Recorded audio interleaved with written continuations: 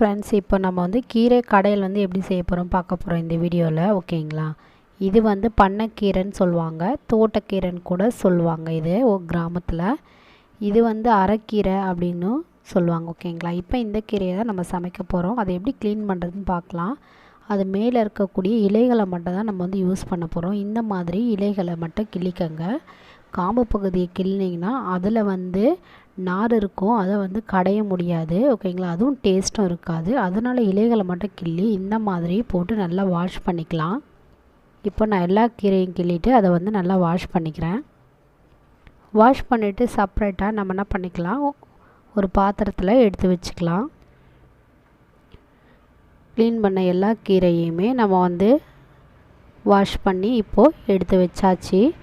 எடுத்து வச்சுட்டு நம்ம என்ன பண்ணிக்கலாம், இந்த கீரையை சின்ன சின்ன பீஸாக வந்து கட் பண்ணிக்கலாம். ஓகேங்களா?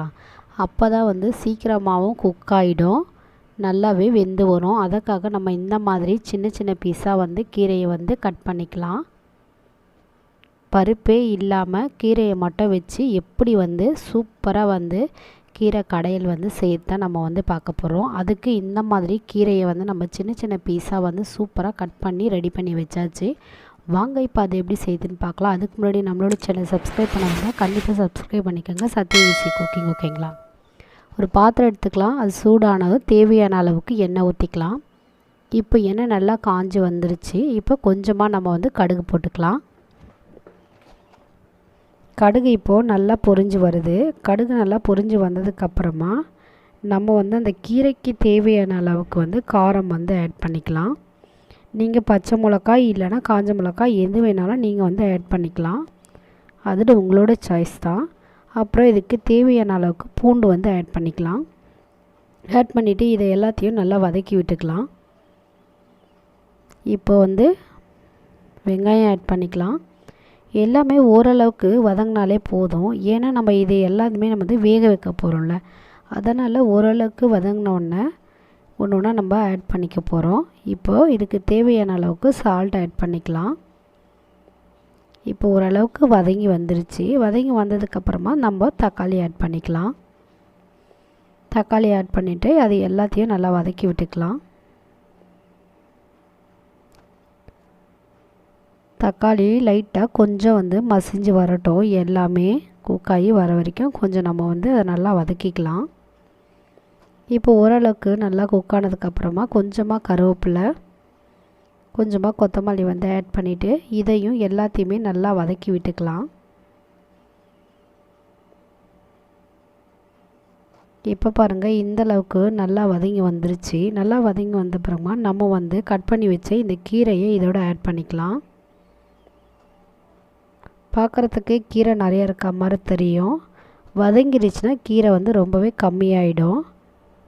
இந்த மாதிரி பருப்பே இல்லாமல் கீரையை மட்டுமே வச்சு சூப்பராக கடைஞ்சி குயிக்காக வந்து நம்ம வந்து இதை ரெடி பண்ணிக்கலாம். எல்லாமே எண்ணெயிலே நம்ம வதக்கிறதுனால டேஸ்ட்டு ரொம்பவே நல்லாயிருக்கும். இப்போ பாருங்கள், கீரை எல்லாம் நல்லா வதங்கி வந்துருச்சு. கீரை இப்போ வதங்கி வந்ததுக்கப்புறமா நம்ம கொஞ்சமாக மஞ்சத்தூள் ஆட் பண்ணிக்கலாம். மஞ்சத்தூள் ஆட் பண்ணிவிட்டு மிக்ஸ் பண்ணி விட்டுக்கலாம். இப்போது எல்லாமே நல்லா மிக்ஸ் ஆகி வந்துருச்சு. மிக்ஸ் ஆகி வந்ததுக்கப்புறமா நம்ம வந்து கீரை குக்காகி வரத்துக்காக கொஞ்சமாக வந்து தண்ணி ஆட் பண்ணிக்கலாம்.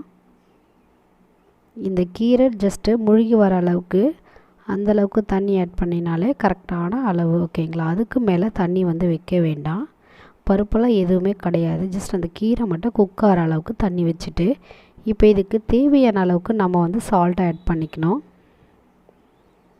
ஆட் பண்ணிவிட்டு இப்போ எல்லாத்தையும் கொஞ்சம் லைட்டாக மிக்ஸ் பண்ணிவிட்டு இப்போது இதை எல்லாத்தையும் நம்ம வந்து மிக்ஸ் பண்ணிக்கிறோம். மிக்ஸ் பண்ணதுக்கப்புறமா நம்ம வந்து கொஞ்சமாக வந்து பெருங்காயம் வந்து ஆட் பண்ணிக்கலாம். இந்த அளவுக்கு ஒரு கட்டி பெருங்காயம் சின்ன பீஸ் இருந்தால் கூட போதும். இதை போடுறதுனால ஜீரண சக்தி ரொம்பவே நல்லாயிருக்கும் கீரையில். ஓகேங்களா? அப்படி உங்கள்கிட்ட பெருங்காயத்தூள் இருந்தால் கூட கொஞ்சமாக வந்து ஆட் பண்ணிவிட்டு தட்டு போட்டு நல்லா மூடி வேக வச்சுக்கலாம். இப்போ பாருங்கள், நல்லா வெந்து வந்துருச்சு கீரை. இந்த அளவுக்கு கீரையை நல்லா வந்து வேக வச்சுக்கணும். ஓகேங்களா? இப்போ பாருங்கள் கீரை நல்லா வெந்துச்சு. வெந்ததுக்கப்புறமா இப்போ நம்ம என்ன பண்ணிக்கலாம், கொஞ்சமாக வந்து புளி வந்து ஆட் பண்ணிக்கலாம். புளி ஆட் பண்ணிவிட்டு தண்ணி சூடாக இருக்கும்போதே கொஞ்சம் புளி ஆட் பண்ணால் கடையும் போது ரொம்பவே ஈஸியாக இருக்கும். ஜஸ்ட்டு இப்போது அந்த புளியை அதோடு போட்டு மிக்ஸ் பண்ணிக்கலாம். மிக்ஸ் பண்ணத உடனே நம்ம வந்து கேஸை வந்து ஆஃப் பண்ணிடலாம். ஓகேங்களா? ஆஃப் பண்ணியாச்சு. புளி ஆட் பண்ணோடனே இப்போது அதில் இருக்க தண்ணியை செப்பரேட்டாக வடிகட்டி எடுத்து வச்சாச்சு. இப்போ இந்த கீரை மட்டும்தான் இருக்குது. இந்த கீரையை நம்ம வந்து கடைஞ்சி எடுத்துகிட்டு வந்துக்கலாம். ஓகேங்களா? இப்போ இந்த கீரையை நல்லா கடைஞ்சிட்டேன். அதில் இருக்க தண்ணியையும் இதில் வந்து நான் வந்து ஆட் பண்ணிட்டேன். கீரை சூப்பராக கடைஞ்சாச்சு. இந்த மாதிரி கன்சிஸ்டன்சிக்கு நீங்களும் கீரையை கடைஞ்சி வச்சுக்கோங்க. ஓகேங்களா? இப்போ ஒரு பாத்திரம் எடுத்துக்கலாம். அதில் தேவையான அளவுக்கு நம்ம வந்து எண்ணெய் ஊற்றிக்கலாம். இப்போ எண்ணெய் நல்லா காஞ்சி சூடாகி வந்ததுக்கப்புறமா நம்ம கொஞ்சமாக வந்து கடுகு வந்து ஆட் பண்ணிக்கலாம். இப்போ வந்து கடுகு ஆட் பண்ணியாச்சு. கடுகு வந்து இப்போ நல்லா பொரிஞ்சு வந்துச்சு. கடுகு நல்லா பொரிஞ்சு வந்தோன்னா கொஞ்சமாக வந்து சீரகம் வந்து ஆட் பண்ணிக்கலாம். சீரகம் வந்து ஃப்ளேவர் வந்து ரொம்பவே நல்லாயிருக்கும். இப்போது கொஞ்சமாக உளுத்தம்பருப்பு ஆட் பண்ணிக்கலாம். ஆட் பண்ணிவிட்டு ஒரு 4-5 பூண்டை வந்து இதில் தட்டி போட்டுட்டு அதோட பச்சை வாசனை போகிற அளவுக்கு நல்லா மிக்ஸ் பண்ணி விட்டுக்கலாம்.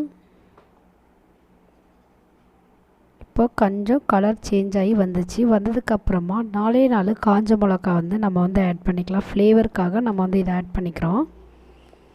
ஆட் பண்ணிவிட்டு அதையும் நல்லா மிக்ஸ் பண்ணி விட்டுக்கலாம். மிக்ஸ் பண்ணதுக்கப்புறமா கொஞ்சமாக கருவேப்பிலை ஆட் பண்ணிக்கலாம். கொஞ்சமாக கொத்தமல்லி ஆட் பண்ணிக்கலாம்.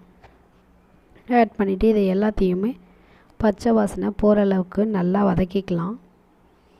இப்போ பாருங்கள் நல்லா வதங்கி வந்துச்சு. வந்ததுக்கப்புறமா நம்ம கடைஞ்சி வச்சுருந்த அந்த கீரையை இதோடு ஆட் பண்ணிக்கலாம்.